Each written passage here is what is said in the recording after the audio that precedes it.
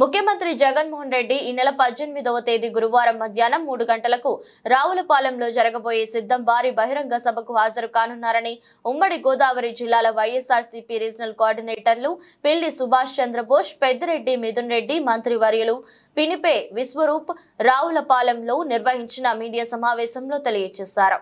15వ తేదీన రాజమండ్రి చేరుకోనున్న జగన్ గారు 16వ తేదీన రాజమండ్రిలో రోడ్ షో నిర్వహించి 17వ తేదీన శ్రీరామనవమి సందర్భంగా సెలవు తీసుకుని 18వ తేదీ మధ్యాహ్నం రావులపాలెంలో జరగబోయే సిద్ధం భారీ బహిరంగ సభకు హాజరు కానున్నారు. ఈ సభకు సుమారు 2 లక్షల మంది ప్రజలు, కార్యకర్తలు, అభిమానులు, నాయకులు హాజరవుతారని అంచనాల నేపథ్యంలో ప్రతి ఒక్కరూ సభకు హాజరై విజయవంతం చేయవలసిందిగా కోరారు.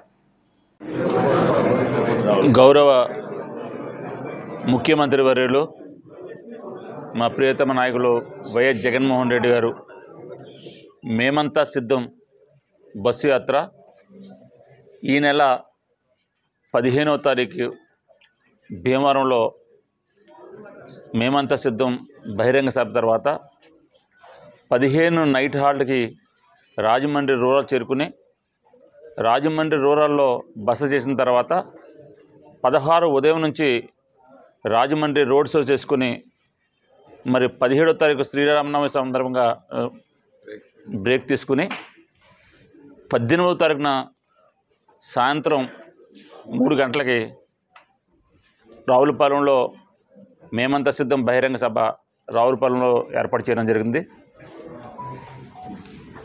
18 తర్వాత ఇక్కడ నుంచి గౌరవ ముఖ్యమంత్రి జగన్మోహన్ రెడ్డి గారు కాకినాడ తరలి వెళ్తారు. ఇది ఇప్పుడు దాకా ఉన్నటువంటి ప్రోగ్రాం.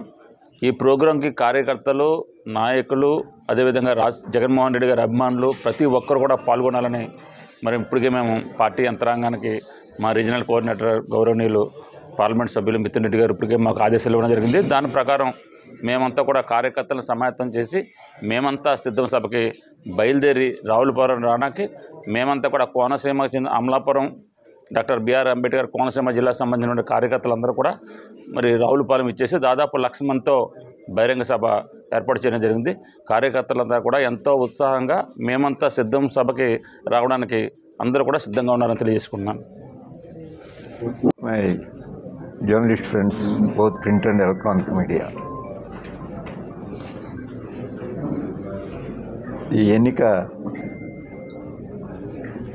ప్రజలందరూ గమనిస్తూ ఉన్నారు. This is fight between YSR Congress party and coalited 3 parties, Telugu Desam, BJP and Janasena. అది కొలాప్స్ అవడానికి సిద్ధంగా ఉంది. దానికి కారణం ఏంటంటే the coalited parties will be collapsed under their own weight, including that వాళ్ళు పరిపాలనలో ఏమేమి తప్పులు చేశారు అనేది చాలా స్పష్టంగా ప్రజలు గమనిస్తూ ఉంటారు. ప్రజల దగ్గర పూర్తిగా వారి మీద నమ్మకం పోయింది. ఎందుకు పోయిందంటే ఈ కోయిలేటెడ్ పార్టీస్ అన్నింటికి ఎందుకు పోయిందంటే మనకి దేశంలో ఎన్నికల ప్రక్రియ ప్రారంభమై 71 సంవత్సరాలు అయింది. అంటే 1952లో మొట్టమొదటి జనరల్ ఎన్నికలు జరిగినాయి. ఈ 71 సంవత్సరంలో ఎన్నికల ముందు ఇచ్చిన హామీలు పూర్తిగా అమలు చేసినటువంటి పార్టీ లేదు, ఏ ప్రధానమంత్రి గారు చేయలేదు. ఈ దేశంలో ఒక జగన్మోహన్ రెడ్డి గారు తప్ప ఏ ముఖ్యమంత్రి గారు కూడా ఎన్నికలు ఇచ్చిన హామీలు ఏమీ నెరవేర్చలేదు, ముఖ్యంగా పేద ప్రజలకు ఇచ్చిన హామీలు. అంచేత విశ్వాసం పోయింది. ఈవేళ వాళ్ళు ఎన్ని ప్రకటనలు చేసినా అవన్నీ కూడా ఎవరో నమ్మే పరిస్థితిలో లేదు. ఇది 100కి 100% ఎటువంటి హామీలు ఇచ్చారు, హామీలన్నీ అమలు చేసినటువంటి ఈ దేశంలోనే ఈ 72 సంవత్సరాల్లో ఏకైక ప్రభుత్వం జగన్మోహన్ రెడ్డి గారి ప్రభుత్వం. అది very good positive point to our party. అది చాలా అంచేతే నాయకుడి మీద విశ్వాసం ఉండాలి ఎవరికైనా. ఆ విశ్వాసం కోల్పోతే మరలా దాన్ని పునరుద్ధరించుకోవడం అనేది అసంభవం.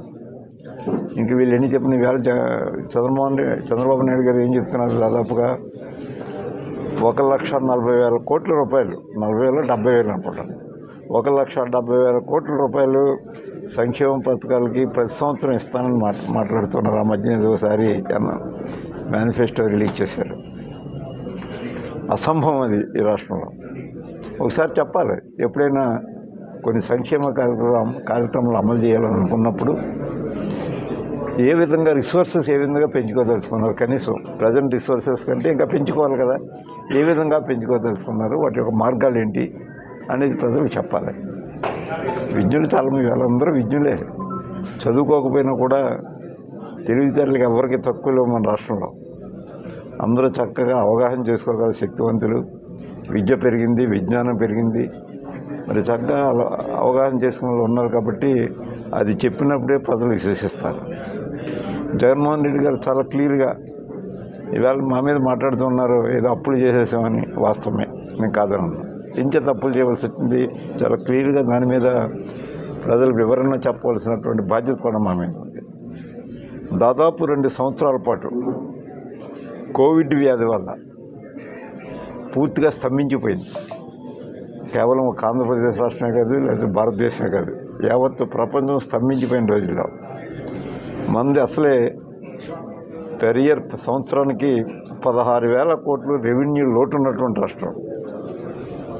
రెవెన్యూ లోటు ఉన్నటువంటి రాష్ట్రంలో ప్రజలను ఆదుకోవాల్సిన బాధ్యత ప్రభుత్వాలకి ఆదాయం లేదు. కాబట్టి నేను చేయలేనని 2 చేతులు ఎత్తేలేదండి. ఏదో విధంగా దాన్ని ప్రజలను ఆదుకోవాల్సినటువంటి బాధ్యత మనది అని స్వయాన ఆయన తీసుకుని అప్పులు చేయటానికన్నా వెనకాడలేదు. ఖచ్చితంగా మన ప్రజలను ఆదుకోకపోతే ఇంక ఈ ప్రజాపాలనకు అర్థం లేదు అనేది చాలా క్లియర్గా ఆయన ఒక అవగాహనకు వచ్చిన తర్వాత ఇవ్వటం జరిగింది ప్రజలందరికీ కూడా సంక్షేమ కార్యక్రమం. Never in the history of Indian politics ఇటువంటి సంక్షేమ పాలన అందించినటువంటి ముఖ్యమంత్రి మరొకరు ఎవరు లేరు. ఒకే ఒక ముఖ్యమంత్రి అయినే జగన్మోహన్ రెడ్డి గారు. అందుచేతే ఈవేళ ప్రజలకు విశ్వాసం ఉంది, విశ్వాసం పెరిగింది ప్రజలకు ఆయన మీద. అన్నమాట ఖచ్చితంగా అమలు చేస్తారని నమ్మకం కుదిరింది. కాబట్టి ఇది మాకు చాలు. వారి పాలనలో చేసిన తప్పులు అవనివ్వండి, వారి పాలన మీద విశ్వాసం కాలేదు. కాబట్టి రిలేటెడ్ పార్టీస్ కారణం అదే. మాకు ఆ పరిస్థితి లేదు. మీ అందరి వల్ల మీ పేపర్లో కొన్ని పేపర్లు అయితే ఏం రాసినా, కొన్ని టీవీలు ఏం మాట్లాడినా ఖచ్చితంగా మాత్రం ప్రజల యొక్క మనసుల్ని చెరచలేవు. అవి చాలా క్లియర్గా రేపు ఎన్నికల్లో అర్థం కాబోతుంది మీ అందరికీ. రిజల్ట్ వచ్చిన తర్వాత మాట్లాడదాం, ఎవరు క్లారిటీ ఉందో దీంట్లో. Thank you to all. మీరు ఏమన్నా అడిగితే చెప్తాను. గౌరవ ముఖ్యమంత్రి వర్యులు 18వ తేదీ డాక్టర్ అంబేద్కర్ కోనసీమ జిల్లాలో రావులపాలెంలో మధ్యాహ్నం 3ంటికి మేమంతా సిద్ధం బహిరంగ సభకు హాజరవుతారు. ఆ సభ మధ్యాహ్నం 3ంటికి జరుగుతుంది. దాదాపు 2 లక్షల పైచిల్లుకు వైఎస్ఆర్సీపీ అభిమానులు, కార్యకర్తలు అందరూ కూడా హాజరవుతారని చెప్పి కూడా మేము ప్లాన్ చేసుకుంటున్నాము.